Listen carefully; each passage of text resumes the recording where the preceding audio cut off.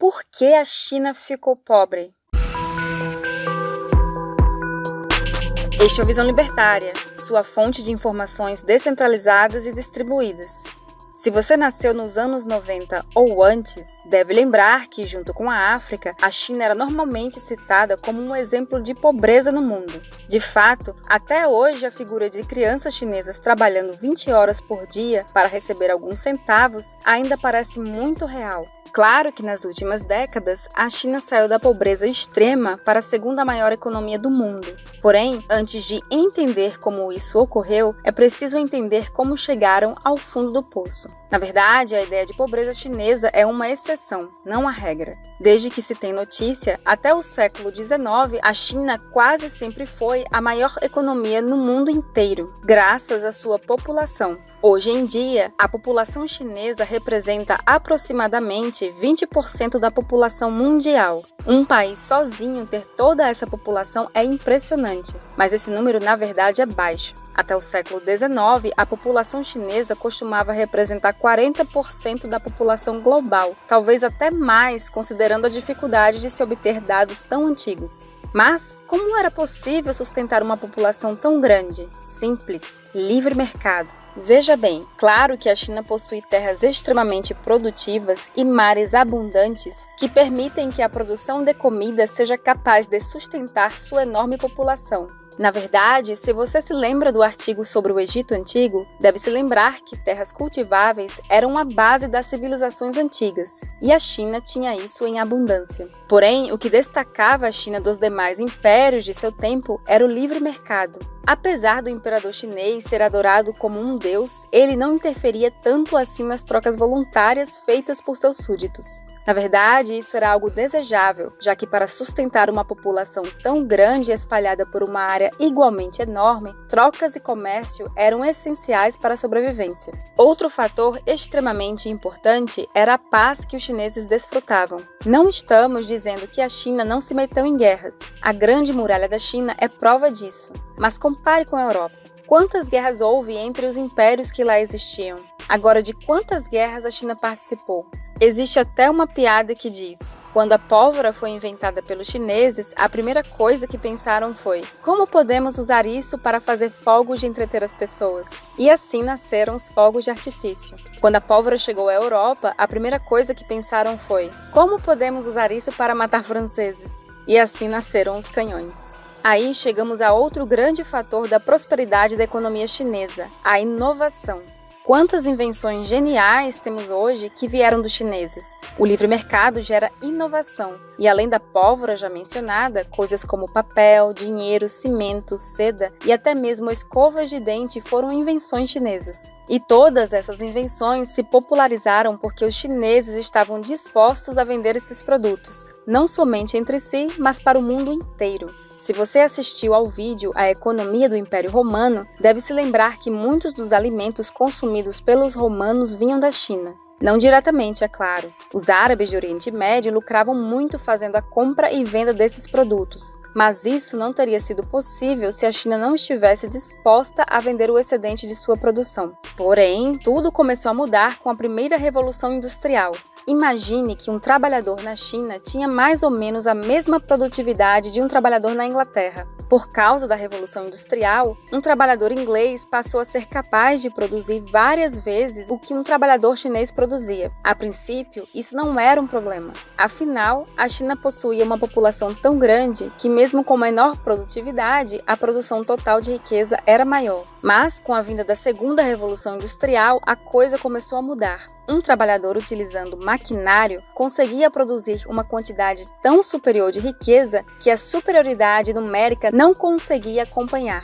Um exemplo bem claro disso foi a situação da China durante a Segunda Guerra Mundial. A China foi completamente dominada pelo Japão, um país minúsculo e com uma pequena população. Mas, como um exército ainda que enorme, conseguiria lutar contra tanques, navios e aviões. O Japão invadiu e dizimou a população chinesa. Para se ter uma ideia da brutalidade cometida, o massacre de Nanquim é considerado o pior evento de toda a Segunda Guerra Mundial. E olha que estamos falando da mesma guerra em que ocorreu o Holocausto. A China só conseguiu expulsar os japoneses do país com a ajuda do exército da União Soviética, mas isso teve um custo muito alto.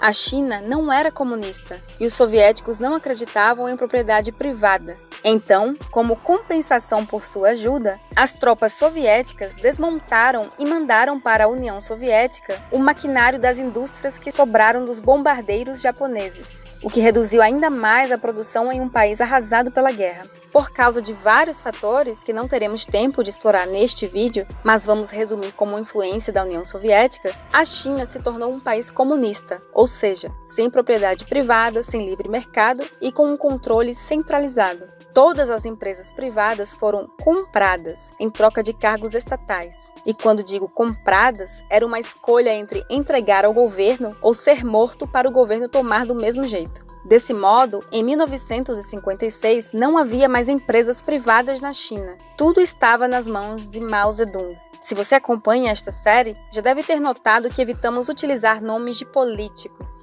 O que importa é a política adotada e não quem a criou. Além disso, muitas vezes o crédito ou culpa cai nas mãos de uma pessoa, quando na verdade houve um conjunto de responsáveis. Mas, nesse caso, é preciso falar de Mao. Mao era Mao mesmo. Você, amigo socialista que gosta de chamar o presidente do Brasil de genocida por causa de... você sabe o quê? Como você chamaria Mao Zedong? Uma pessoa que, na melhor das hipóteses, matou 3 vezes mais do que Hitler. E olha que estamos sendo generosos. Estimativas menos conservadoras indicam que ele tenha matado 4 a 5 vezes mais do que o bigodinho nervoso. Mao acreditava que a chave para o crescimento chinês era a industrialização do país. E, com o apoio da União Soviética, começou a focar na indústria pesada. Aqui temos um dos maiores erros do comunismo. Um aumento de produção não quer dizer que a qualidade de vida das pessoas melhorou. Quando, eventualmente, formos analisar a economia da União Soviética, entraremos mais a fundo nisso. Mas, por ora, basta lembrar que produzir coisas que as pessoas não querem não é geração de riqueza. Além disso, os incentivos estavam errados. Já que o foco era a produção industrial, a maior parte da produção agrícola estava sendo mandada para cidades com indústrias. Imagine que você é um agricultor na China e vê sua safra ser levada enquanto fica com uma parte ínfima da produção. Por que você iria se esforçar mais em sua plantação? Ainda pior se considerarmos que você não poderia nem comprar insumos agrícolas amplamente disponíveis ao redor do mundo. Como se não bastassem os incentivos à baixa produtividade, lembre-se que se você fosse uma pessoa eficiente na China comunista, você estaria errado. Querer se colocar acima dos demais torna você um inimigo da classe, ou seja, tem de ser eliminado. Essa política de exterminar qualquer um com alta produtividade somente diminuiu ainda mais a produção chinesa. Por causa disso, Mao apresentou seu mais novo plano econômico, o Grande Salto para Frente, de cara no chão. Esse programa atacava o maior problema enfrentado pela China, os trabalhadores preguiçosos. Isso mesmo, nada de planejamento central ou falta de liberdade. Não. O problema eram os trabalhadores que ficaram acomodados. E qual a solução encontrada? Os trabalhadores teriam que trabalhar mais. Eu realmente gostaria de estar brincando. Imagine só, o governo que estava matando todos aqueles que se esforçaram mais do que a maioria, agora estava pedindo mais empenho de seus trabalhadores. Obviamente não funcionou, e a economia chinesa continuou encolhendo cada vez mais. O melhor exemplo disso, que pouquíssimas pessoas conhecem, foi o experimento das fornalhas de quintal. O governo havia decidido que, para aumentar a produção agrícola chinesa, precisavam modernizar a produção com maquinário para agricultura em larga escala. Mas como fazer isso? Não se preocupe, Mao teve uma excelente ideia.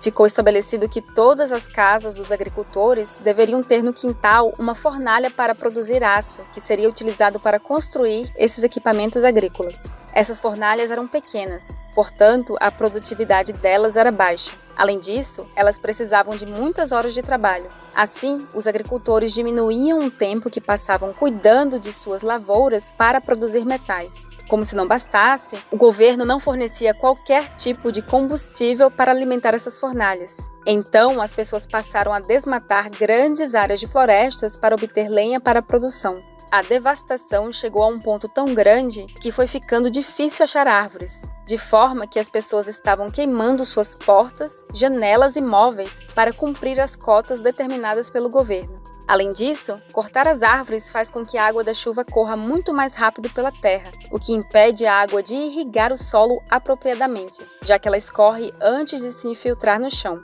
Isso causa ainda mais dificuldades no cultivo do solo, sem mencionar os deslizamentos de terra que se tornaram muito comuns. Um exemplo claro de como o comunismo se importa com o meio ambiente muito mais do que o capitalismo malvadão. Para piorar ainda mais a situação, o governo não fornecia minério de ferro para a produção. Então, os agricultores iam garimpar ou derretiam todos os materiais feitos de metais que tinham em casa. A maioria escolheu a segunda opção, então estavam derretendo suas panelas, enxadas e tudo mais que fosse de ferro para cumprir as ordens governamentais. É claro que esse metal produzido era de baixíssima qualidade e não servia para fabricar tratores ou qualquer outra coisa. No final das contas, esse experimento deixou milhões de agricultores exaustos pelo excesso de trabalho, morando em casebres sem portas ou janelas, sem móveis, potes e panelas, sentados no chão cheio de lama e sem comida. Esse foi o nível de queda que o antigo país mais rico do mundo sofreu por causa do comunismo. Mas vem a questão: como a China saiu dessa pobreza extrema para a segunda maior economia mundial? Aguardem a segunda parte para saberem como aconteceu. Obrigado por sua audiência. Este artigo foi sugerido e escrito por Liber Rhodes, revisado por JJ Liber e narrado por Baby Yoda. Se você quiser contribuir para a causa da liberdade, clique no like e compartilhe o vídeo em sua rede social. Considere também se inscrever em nosso canal e clicar no ícone de campainha. Até a próxima!